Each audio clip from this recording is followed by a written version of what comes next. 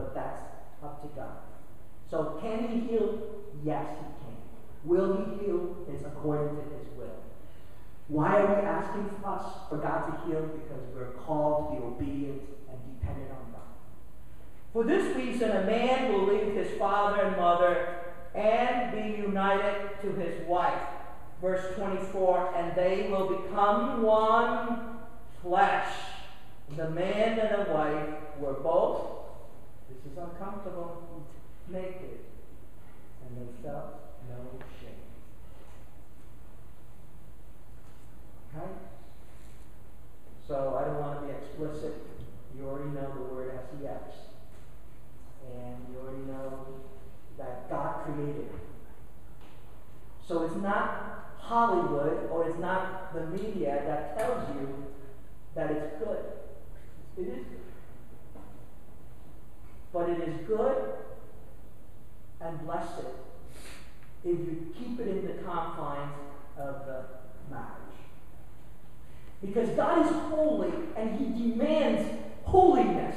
And so it's not about waiting until you get married. No, it's about your purity. It's about your heart. Think about it. Your passions are stirred not because you're rubbing two things together. No, your passions are stirred because in your mind, in your heart.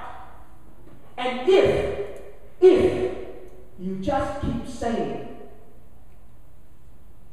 love, I must wait. No, love, I must stay pure before God until God blesses me. And so purity for life is not just for the singles. It is for the married.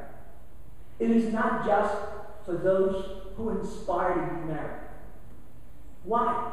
Because God gave man, Adam and Eve, this incredible gift so that they will leave their mother and father and do what? What? Go to a hotel and... No. So that they will leave and they will what? Become what? No, that's what's the word. Read it again.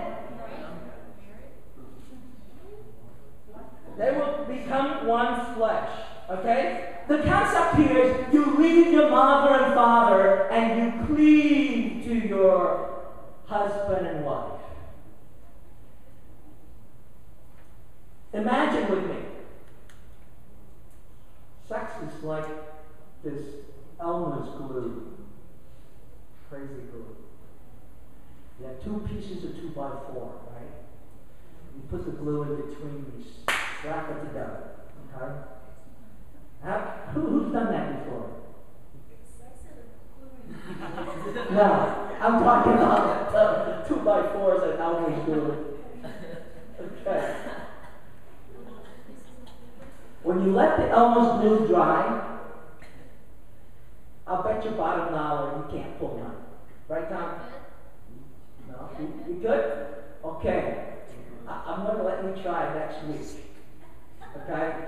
I'm going to tell you it is impossible to pull them out when they dry. Okay? Let me try it. That's what sex is. The problem is that we think of sex as only one aspect, which is the physical aspect. But there is the mind, intellectual, and the spiritual. This is where the missing link that the world, the culture doesn't tell you. It is well documented. Write this down if you're a reader type. Donald Joy.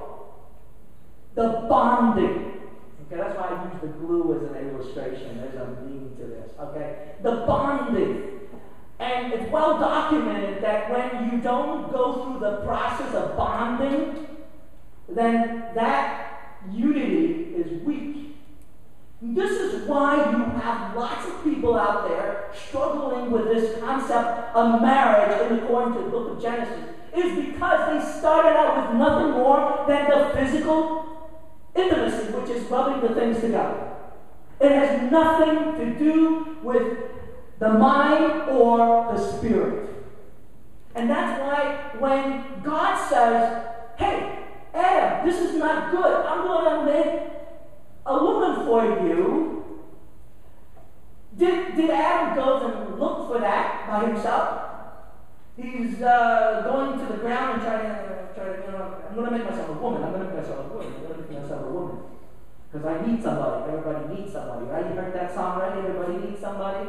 You know, what's love got to do with it? You know, you heard all that, right? The point is, what they're saying to you is, there's only one aspect of this that they're discussing, which is just the physics, the physical body, the body. They don't talk about the spirit, but see here, God brought this woman to Adam. So, this relationship that God blesses, not just physical only, but spiritual.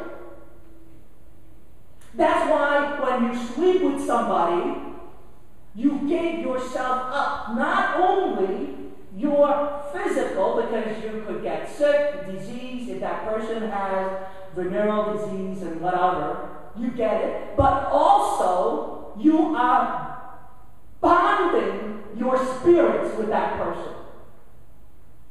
Because here, it is God in the presence of this, make that unity. Thirdly, marriage requires the mind. Bonding in your mind. So the world is saying to us, love is just the physical attractions and the rubbing of the body parts and the feel good of that. And that's all there is. Genesis 2 speaks more than that. That God is in the midst of this, and spiritually, God is bringing this relationship together so that, what are they supposed to do? They're commanded to multiply. There's a mission. There's a purpose. And in their mind, you have to unite in that. No wonder you have more than half of marriages fail, because we do not recognize God's creation, the genesis of marriage. The man and his wife were both naked and felt no shame.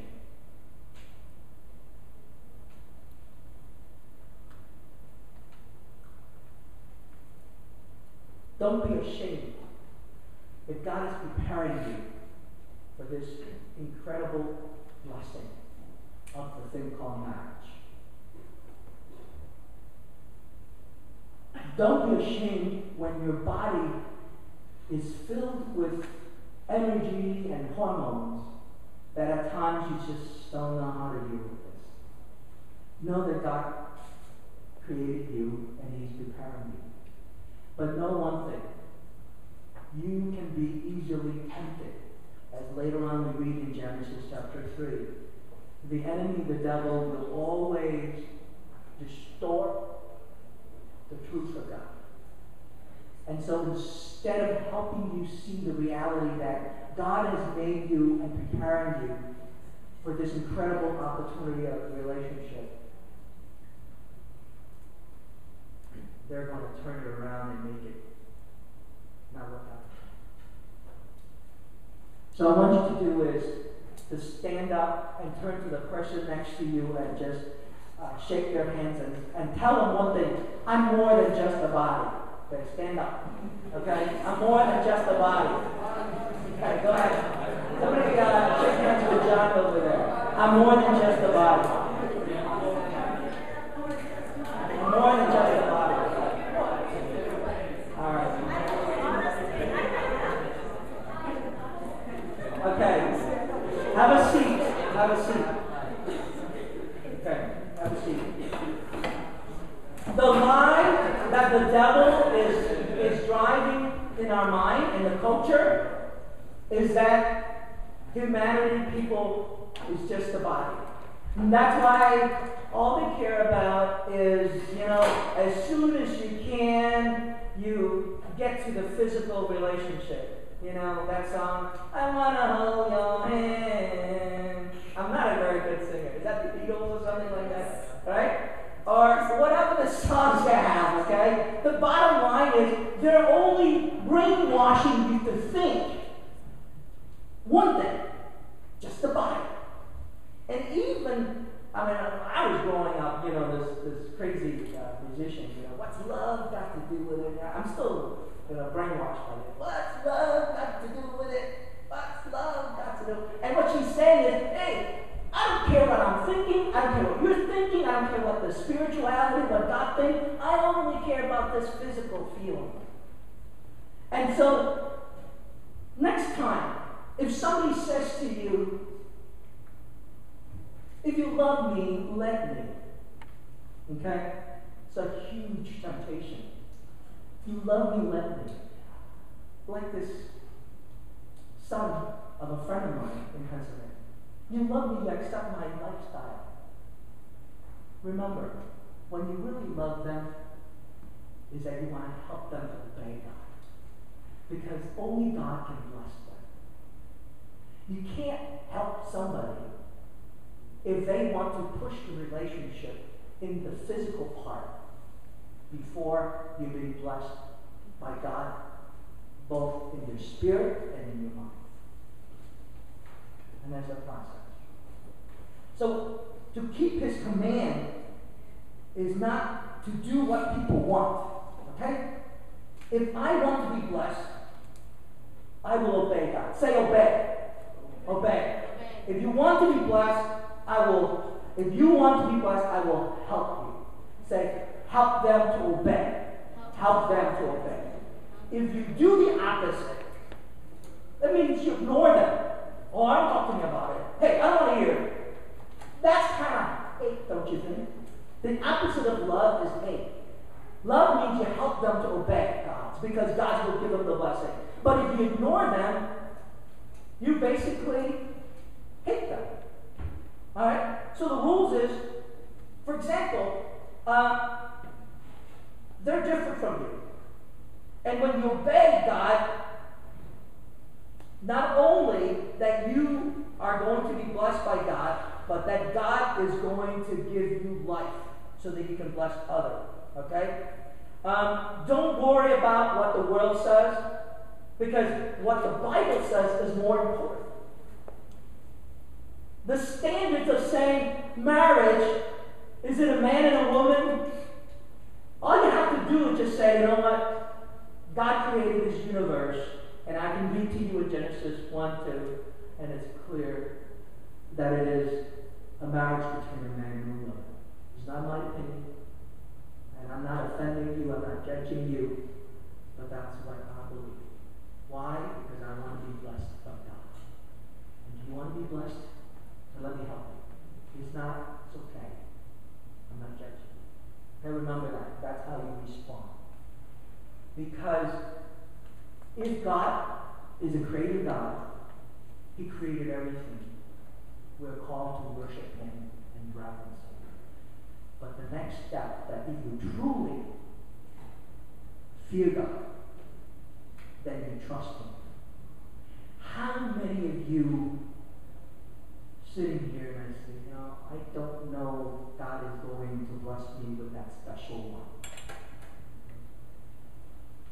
I've been there for a long time. It's just like, and ask myself the question, why? And then ultimately you answer the question, if God created all this world with billions of people, you think God can't even spare one little girl for me? And that's the logic. So my question to you is, if you fear God, then you should obey God by trusting him. Okay? So the bottom line is, the best way to do is just let's stand and go around and dance with her. But here's the key. To trust God and to obey God is the natural response when you fear God and reverence him.